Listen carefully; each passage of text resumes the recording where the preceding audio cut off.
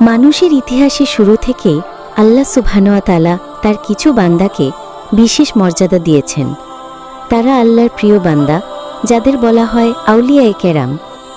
আল্লাহ কোরআনে বলেছেন, জানিয়ে দাও নিশ্চয়ই আল্লাহর বন্ধুদের জন্য কোনো ভয় নেই, তারা দুঃখিতও হবে না। তারা সেই সব মানুষ যারা ঈমান এনেছে এবং তাকওয়া অবলম্বন করেছে।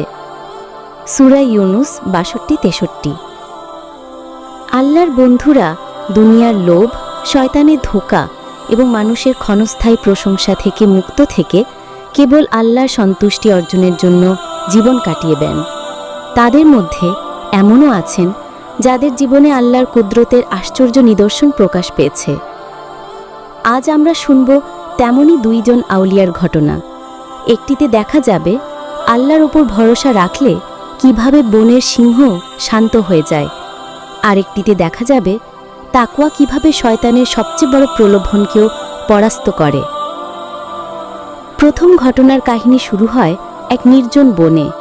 সবুজ গাছপালা, হাওয়ার মৃদু শব্দ, পাখির কিচিরমিচিরে ভরে আছে চারদিক। একজন বুজুর্গ আল্লাহর ওলি সাদা পাগড়ি, সাদা পোশাক এবং সবুজ চাদরে মোড়ানো বনের ভেতরে শান্তভাবে বসে আছেন। তার সামনে খোলা কোরআন, ঠোঁটে নীরব দোয়া, চোখে গভীর প্রশান্তি। তিনি আল্লাহর স্মরণে এতটাই নিমগ্ন যে চারপাশে কি ঘটছে তা যেন তার জন্য গুরুত্বহীন। হঠাৎ দূরে থেকে শোনা গেল ভারী পদক্ষেপের শব্দ। পাতা ভাঙছে, ডাল নড়ছে, মাটি কাঁপছে। মুহূর্তের মধ্যে দেখা গেল এক বিশাল সিংহ, চোখ লাল, দাঁত বের করে গর্জন করতে করতে তার দিকে আসছে। সিংহের আকার ও ভয়ঙ্কর চেহারা দেখে আশেপাশে থাকা কয়েকজন পথিক আতঙ্কে দৌড়ে পালিয়ে গেল, কিন্তু আল্লাহর ওলি একটুও ভয় পেলেন না। তিনি মাথা নিচু করে শান্ত কণ্ঠে বললেন, হে আল্লাহ, তুমি যদি আমাকে রক্ষা করো তবে তোমার কোনো সৃষ্টি আমার ক্ষতি করতে পারবে না। সিংহ আরও কাছে এলো, থাবা মাটিতে, দৃষ্টি তীক্ষ্ণ। কিন্তু আশ্চর্যের বিষয়, তার চোখের ভয়ঙ্করতা মিলিয়ে গিয়ে কোমলতা এসে গেল। সে ধীরে ধীরে অলির সামনে এসে বসে পড়ল, যেন সালামের ভঙ্গি করছে। পাশে লুকিয়ে থাকা পথিকরা অবাক হয়ে এগিয়ে এসে জিজ্ঞেস করল, হুজুর, আপনি ভয় পাননি? অলি শান্তভাবে বললেন, যে আল্লাহ আমাকে সৃষ্টি করেছেন তিনি এই সিংহকেও সৃষ্টি করেছেন। আমি যদি তার পথে থাকি এবং তার হুকুম মানি তবে আল্লাহ আমার জন্য যথেষ্ট। এই ঘটনা আমাদের মনে করিয়ে দেয় কোরআনের সেই আয়াত, যে আল্লাহর উপর ভরসা করে আল্লাহ তার জন্য যথেষ্ট। সূরা আত-তালাক ৩। এবার আসি দ্বিতীয় ঘটনার দিকে। অন্য এক সময়, অন্য এক স্থানে এক বুজুর্গ আল্লাহর ওলি বনের গভীরে ইবাদতে মগ্ন। তিনি ছিলেন তাকওয়াবান, আল্লাহ ভীরু, দুনিয়ার মোহমায়া থেকে দূরে থাকা একজন বান্দা। হঠাৎ অদ্ভুত এক দৃশ্য দেখা গেল।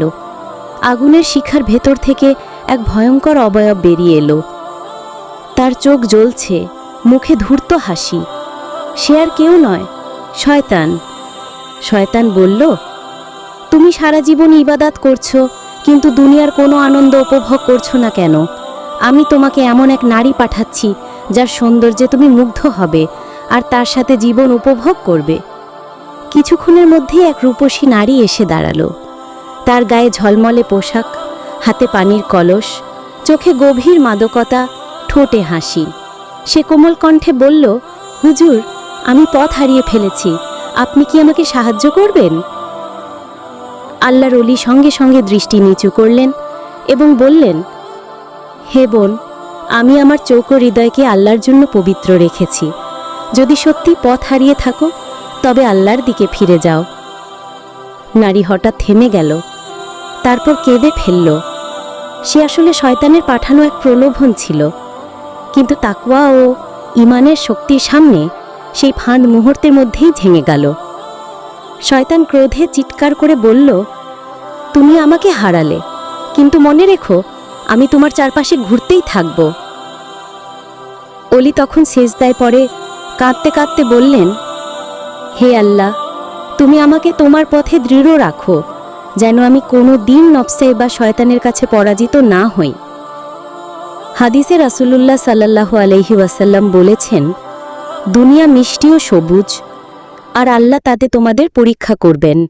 সহিহ মুসলিম।